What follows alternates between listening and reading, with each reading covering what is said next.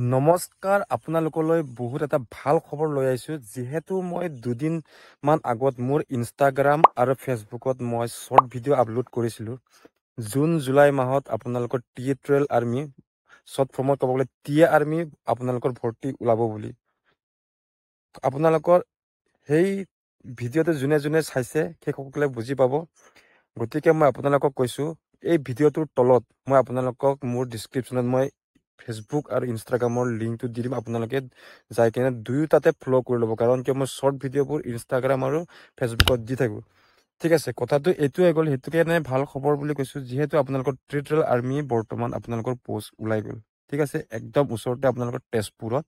চলমাৰাত interview হ'ব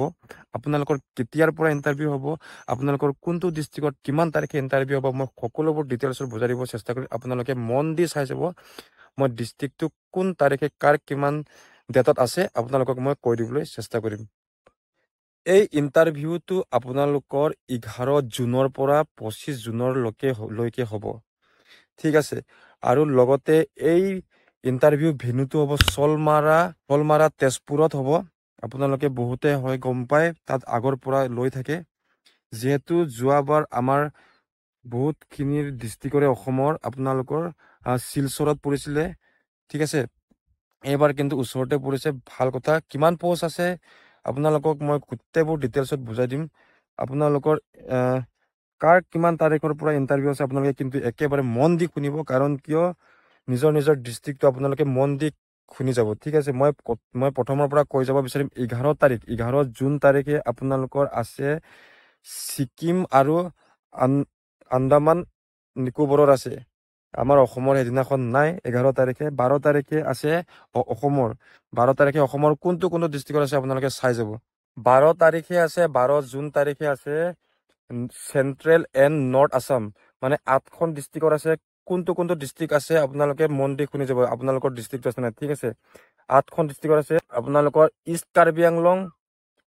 Nagaon Hojai west Karbi Anglong Dima Hasao Biswanath Sonitpur আৰু দৰঙৰ আছে 12 তাৰিখে ঠিক আছে আৰু 13 তাৰিখে আছে আপোনালোকৰ 8খন ডিষ্ট্ৰিক্ট আপাৰ আছামৰ আছে তিনচুকীয়া ডিব্ৰুগড় ধেমাজি চৰাইদেউ শিৱসাগৰ লখিমপুৰ মাজুলী যোৰহাট আৰু গোলাঘাটৰ 8খন ডিষ্ট্ৰিক্টত আছে আপোনালোকৰ 13 তাৰিখে আপোনালোকে নোট কৰি ল'ব আপোনালোকৰ কিমান তাৰিখে আছে আৰু মই নটিফিকেশ্যনটো মই পোষ্ট কৰি দিম বাৰু ইউটিউবত আপোনালোকে আপোনালোকে চাই ল'ব পাৰিব নিজক আপোনালোকৰ কিমান তাৰিখে আছে আপোনালোকৰ ঠিক আছে তাৰপিছত আপোনালোকৰ 14 তাৰিখে আছে বড়োলেণ্ডৰ আছে 5টা ডিষ্ট্ৰিক্টৰ বড়োলেণ্ডৰ এণ্টৰটো গম পায় আপোনালোকে কোকৰাঝাৰ ওদালগুৰি তামোলপুৰ চিৰাঙৰ আছে আপোনালোকৰ 14 তাৰিখে 15 তাৰিখে আছে অৰুণাচল প্ৰদেশৰ গোটেইখিনি ডিষ্ট্ৰিক্টৰ আছে 16 তাৰিখে আছে ত্ৰিপুৰাৰ 17 তাৰিখে আছে বৰাক ভেলীৰ তাৰপিছত 18 তাৰিখে আছে লয়াৰ আছামখিনিৰ আপোনালোকৰ 10টা ডিষ্ট্ৰিক্টৰ যিখিনি লয়াৰ আছামৰ ডিষ্ট্ৰিক্ট আছে সেইসকলৰ সকলোখিনিৰে হ'ব 18 তাৰিখে লয়াৰ আছামখিনিৰ আছে ঠিক আছে আৰু তাৰপিছতে 19 তাৰিখে ৱেষ্ট বেংগল 20 তাৰিখে আছে মিজোৰাম আৰু মেঘালয়ৰ 21 তাৰিখে আছে ৱেষ্ট বেংগলৰ নাগালেণ্ডৰ আছে 22 তাৰিখে 23 তাৰিখে আছে ৱেষ্ট বেংগলৰ আৰু মানে ৱেষ্ট বেংগলখিনি বেলেগ ডিষ্ট্ৰিক্ট বহুতখিনি ডিষ্ট্ৰিক্ট আছে তাৰে 24-25 এইখিনি মণিপুৰৰ আছে বাকী আমাৰ অসমৰ 3 দিন আছে 3 দিনত কোনটো ডিষ্ট্ৰিক্ট কোনটো ডেটত পৰিছে আপোনালোকে নিশ্চয় গম পালে আৰু আপোনালোকে ইয়াৰ বয়স সীমাটো আপোনালোকে নিশ্চয় জানে টি12 আৰ্মিত আপোনালোকৰ বয়স লাগে 18 বছৰৰ পৰা 42 বছৰলৈকে থাকে যিসকলৰ 30 বছৰৰ পৰা বেছি হৈ যায় 30 বছৰৰ পৰা 42 বছৰৰ ভিতৰত থাকে সেইসকলক এক্সট্ৰাকৈ অলপ টাইমিং দিয়া হয় মানুহ বহুতখিনি কম হয় যোৱাবাৰ যিহেতু শিলচৰত বহুতখিনি মানুহ কম হৈছে মোটামুটি 40 জন মান কেণ্ডিডেটে হৈছে যেতিয়া আমাৰ ইণ্টাৰভিউ আছিলে আমাৰ যিদিনাখন ইণ্টাৰভিউ চলিছিল তাৰে সিহঁতে কিন্তু পিছতে টেকনিকেলখিনিৰ লগতে একেলগে ৰানিং কৰাই দিছে গতিকে টি12 আৰ্মিত অলপ ৰানিংটো হাৰ্ড লাগে টাইমৰ কথা আহি নপৰে ক'বলৈ গ'লে যিহেতু 100 জন দৌৰাইছিলে যোৱাবাৰ শিলচৰত তাৰে 3 জন 2 জন 1 জন 4 জন এনেকুৱাকৈ ৰাখিছে বেছিভাগ এক্সেলেণ্টখিনিৰ কাৰণে বেছিভাগ ইয়াতে একচেপ্ট কৰা হয় কাৰণ কিয় কেণ্ডিডেট বহুতখিনি হয় ন টি12 আৰ্মিত সেইটো কাৰণে আৰু টাইমটো এনেই লিখা থাকে 5 মিনিট 40 ছেকেণ্ড কিন্তু টাইমটো তাতে মেটাৰে নকৰে যোনে আগত সোমাব 3 জন 4 জন তাৰপিছত আপোনালোকক বন্ধ কৰি দিয়ে গতিকে হাৰ্ড প্ৰেক্টিচ লাগে অলপ ৰানিং কৰা এতিয়াৰ পৰা চুৰু কৰি দিয়ক যিসকলে ৰানিং কৰে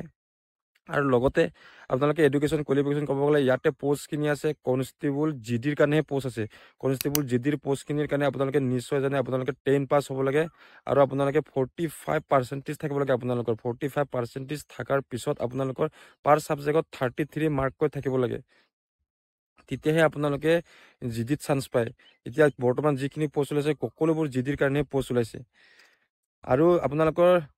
কি ডকুমেণ্টছ লাগিব মই নেক্সট ভিডিঅ'ত বুজাই দিব চেষ্টা কৰিম গতিকে ভিডিঅ'টো দীঘলীয়া হৈ যাব এইটো ভিডিঅ'টো যদি চেনেলটো ছাবস্ক্ৰাইব কৰা নাই ছাবস্ক্ৰাইব কৰি ৰাখি থৈ দিব ইয়াৰ নেক্সট ভিডিঅ'ত মই ডকুমেণ্টছ কি লাগে আপোনালোকক মই ডিটেইলছত বুজাই দিব চেষ্টা কৰিম ভিডিঅ'টো বেছি দীঘলীয়া হৈ যাব গতিকে বেছি দীঘলীয়া নকৰোঁ আজি ইমানতে সমাপ্ত কৰিছোঁ বাই বাই নেক্সট ভিডিঅ'ত লগ পাম থেংক ইউ